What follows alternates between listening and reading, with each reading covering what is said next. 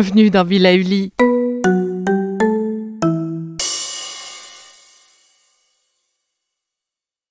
Pour vous approprier les différents exercices et nouvelles habitudes, nous vous conseillons d'entamer le changement en douceur, accompagné de nos experts.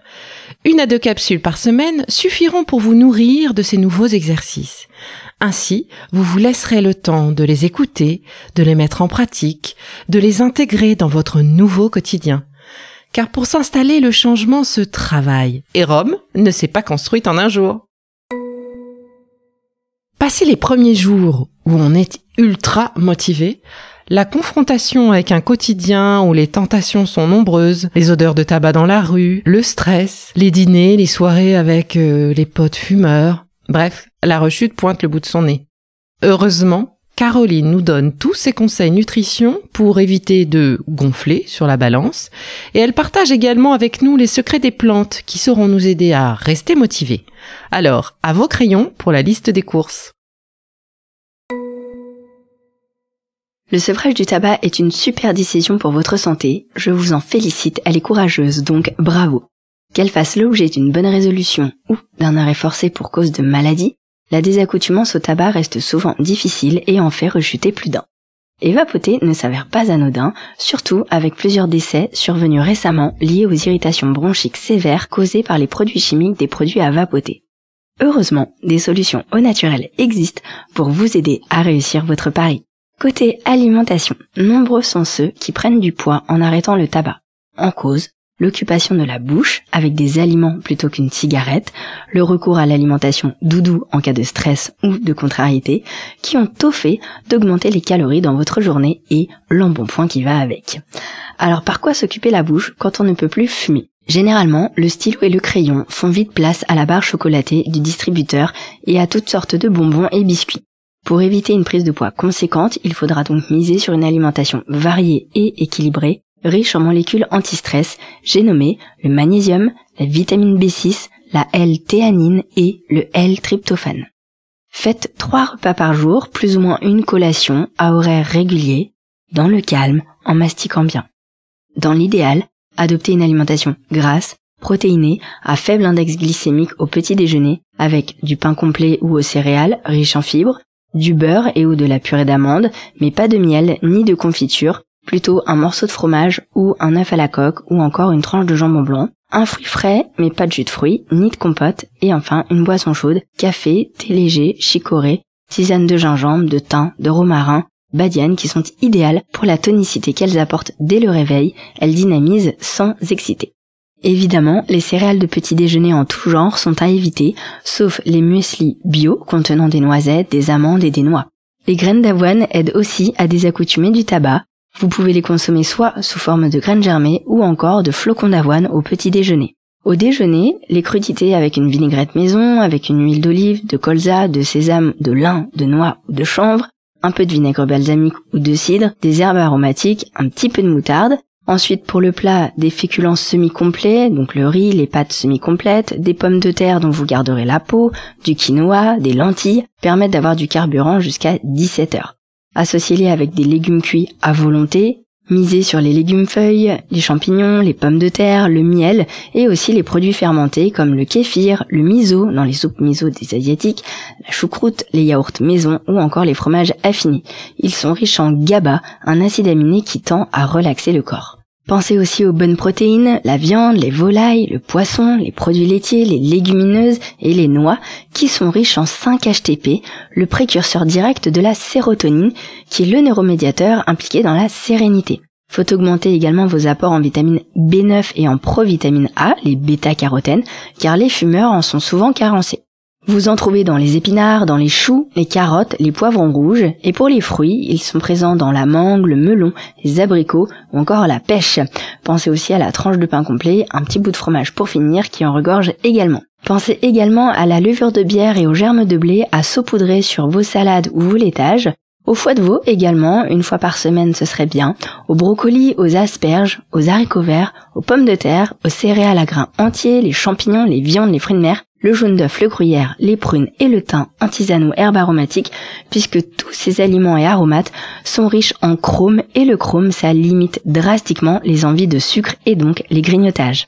À 17h, instaurez une collation pour éviter d'arriver affamé à 19h à la maison et de vous jeter sur tout ce qui se mange facilement. Pensez aux fruits frais, notamment aux agrumes ou encore aux pommes, et plus ou moins selon votre faim, vous pouvez ajouter des fruits secs comme les abricots ou les figues, préférentiellement à réhydrater dans du thé vert 1 minute afin d'améliorer leur digestibilité et bénéficier au mieux de leurs antioxydants, car oui, les fruits secs sont les meilleurs piégeurs des catéchines du thé. Les catéchines, c'est justement les bons antioxydants du thé vert, donc c'est toujours bon à savoir. Ça peut aussi être du chocolat noir, 2 à 5 carrés par jour, avec du pain complet pour leur richesse en magnésium, le régulateur nerveux par excellence. Vous pouvez également y adjoindre une petite poignée d'oléagineux non salés de type amande, noix ou noisette, ce qui est également possible. Enfin, pour le dîner, une portion de protéines, alors une plus petite que celle du déjeuner le midi, avec un double accompagnement d'1 tiers de féculents et 2 tiers de légumes, assorti de bonnes huiles d'assaisonnement, un fruit pour finir ou une compote sans sucre ajouté. Utilisez les herbes aromatiques sur tous vos mets afin de restaurer l'équilibre acido-basique. Il faut savoir que les fumeurs ainsi que les personnes anxieuses et stressées s'acidifient énormément. De plus, ces herbes aromatiques contribuent à une aide digestive, notamment l'aneth, la coriandre, la marjolaine, l'estragon ou encore le basilic. Buvez du thé vert pour la L-théanine relaxante qu'il apporte, assorti du jasmin ou de la lavande pour encore plus de détente. Limitez voire bannir les excitants de type alcool, café, soda, les sucreries et les aliments raffinés comme le pain blanc, les pâtes blanches, les farines blanches et les riz blancs. Buvez suffisamment d'eau dans la journée, parfois faut savoir qu'on mange alors qu'on est juste déshydraté, et c'est encore plus vrai pour les employés de bureau surchauffés. Buvez donc de l'eau en petites gorgées tout au long de la journée pour diluer le cortisol, votre hormone de stress, et qui limitera également vos grignotages. Du côté des plantes, la phytothérapie vous propose la racine de kudzu. Le kudzu, c'est une liane qui est d'ailleurs un vrai fléau aux États-Unis puisqu'elle pousse comme du bambou et se montre très vite envahissante. Ceci dit, pour notre santé, elle aide dans tous les sevrages, que ce soit le tabac, l'alcool, les médicaments ou encore le cannabis, grâce à des molécules qui vont se fixer en fait à la place des récepteurs de ce qu'on nomme le circuit de la récompense impliqué dans le phénomène d'addiction et de dépendance, ici avec la nicotine. Parallèlement, son action sur la glande pinéale confère une action calmante et anti-stress qui est utile contre l'irritabilité ressentie en cours de sevrage. Attention toutefois, le kudzu contient de la daïdzéine qui est une molécule phytoœstrogénique qui est déconseillée sur du long terme en cas d'antécédent de cancer hormonodépendant, donc tout ce qui est cancer du sein, de l'ovaire et de l'endomètre. Pas de danger sur une cure de 1 à 3 mois pour vous aider, mais si vous en faites en récurrence, pensez à faire des pauses. Le tabac étant de toute façon bien plus cancérigène que mon petit kudzu. Et évidemment, pendant la grossesse, on s'abstient puisqu'il apporte des hormones. Le kudzu, il se consomme en gélule, généralement dosé à 250 mg par gélule. On en prend 2 le matin et 2 le soir, et plus ou moins 3 de plus dans la journée en début de sevrage qu'on diminue progressivement au fur et à mesure de son sevrage. Vous pouvez y assortir la racine de valériane. C'est également une aide notoire dans le sevrage pour ses propriétés myorelaxantes. En effet, un état de tension, de l'irritation, de la nervosité et des troubles du sommeil sont souvent les corollaires de l'arrêt du tabac. La valériane va compléter l'action du kudzu pour tenir dans la durée. C'est une plante à action sédative qui peut altérer la vigilance. Mieux vaut donc en prendre en fin de journée et s'en passer si vous conduisez ou si vous travaillez sur des machines.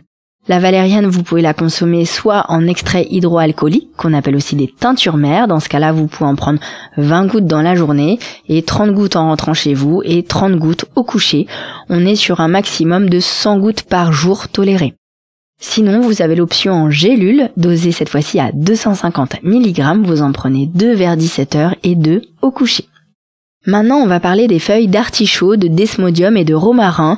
Elles sont recommandées pour le côté détoxifiant hépatique.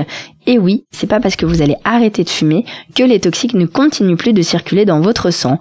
D'où l'intérêt de faciliter ce processus d'élimination avec des plantes dépuratives, notamment du foie, puisque c'est bien lui qui a en charge la filtration de votre sang. Vous pouvez donc consommer l'artichaut, le romarin et le desmodium, soit en tisane, en gélule ou en teinture mère. En tisane, ce sera plutôt en décoction qu'il faudra le consommer à raison de 2 cuillères à soupe du mélange de ces 3 plantes à part égale que vous mettrez dans un demi-litre d'eau froide. Vous porterez le tout à ébullition 3 minutes, vous couvrez et vous laissez ensuite infuser 10 minutes. On filtre et on boit bien chaud une tasse de 25 centilitres le midi et le soir avant de manger. Et on fait des cures de 3 semaines. Si la tisane vous paraît trop compliquée, vous pouvez opter pour des gélules ou des extraits hydroalcooliques. Les gélules, vous en prenez 2 le matin et 2 le soir en début de repas, en cure de 3 semaines également. Et pour les gouttes de teinture mère, vous en prenez 30 gouttes le matin et le soir avant vos repas pendant également 3 semaines. On passe maintenant au bourgeon de figuier. Lui, c'est un puissant anti-stress, anti-nervosité et anti-fringale. On en prend 10 à 15 gouttes sous la langue ou dans un fond d'eau, 3 à 4 fois par jour en dehors des repas. Le bourgeon de figuier complétera également l'action calmante et détente du kudzu, tout en aidant davantage sur le côté anti-fringale et donc limitera la prise de poids. Enfin, dernière plante, j'aborderai la griffonia sous forme d'EPS notamment. Donc les EPS sont des extraits de plantes standardisées qui ont des vertus apaisantes à la fois sur l'humeur et sur l'irritabilité, mais également satiétogènes, donc ce qui va être utile pour éviter les compensations alimentaires. Les EPS de griffonia, vous pouvez le trouver en pharmacie et vous en prenez une cuillère à café dans un verre d'eau, 3 fois par jour entre les repas. Attention, on évite la griffonia chez la femme enceinte et allaitante, chez l'enfant, et en cas de cancer de l'intestin grêle ou de traitement antidépresseur.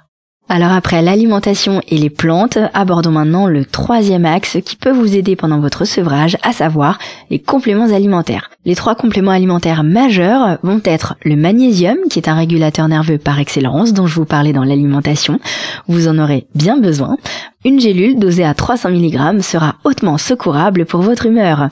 Ensuite, si vous êtes très tendu, pensez au GABA. Donc le GABA, c'est l'acide gamma-aminobutyrique. C'est le champion pour déstresser les nerveux que le sevrage rend irritable et tendu musculairement. Il apaise et il relaxe, donc il est plutôt à prendre en fin de journée. Là, vous en prendrez un comprimé dosé à 750 mg, un à 17h et un autre au coucher. Enfin, celui-ci est plus coûteux, c'est la SAMe. SAMe, c'est pour S-adénosylméthionine, à libération entérique, petit e. C'est un acide aminé qui aide au sevrage des dépendances à l'alcool et au tabac. Elle est de plus anti-inflammatoire et elle aide à maintenir un bon moral. Elle va également soutenir la synthèse de glutathion par le foie, qui est un puissant antioxydant cellulaire. Vous en prendrez une gélule dosée à 200 mg au réveil et une au coucher. Enfin, pour conclure, 3 élixirs floraux dont je voulais vous parler. Ce sont des fleurs de bac qui vont aider à soutenir votre motivation.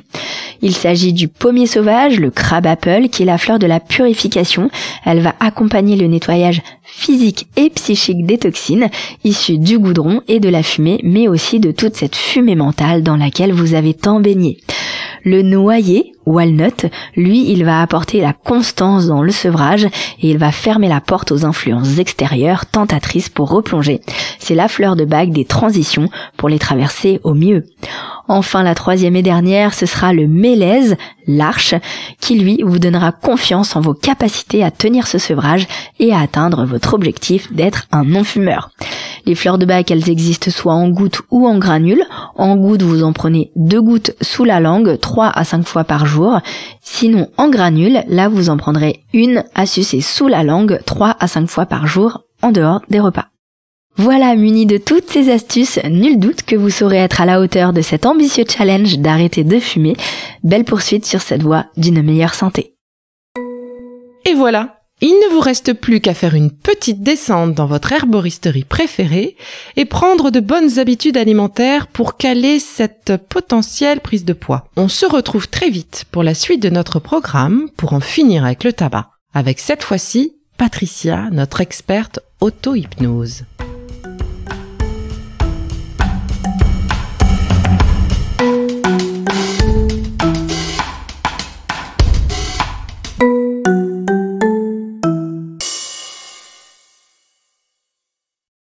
Merci d'avoir écouté cette capsule Be Lively. N'oubliez pas de vous abonner, de partager et de noter ce podcast. À bientôt.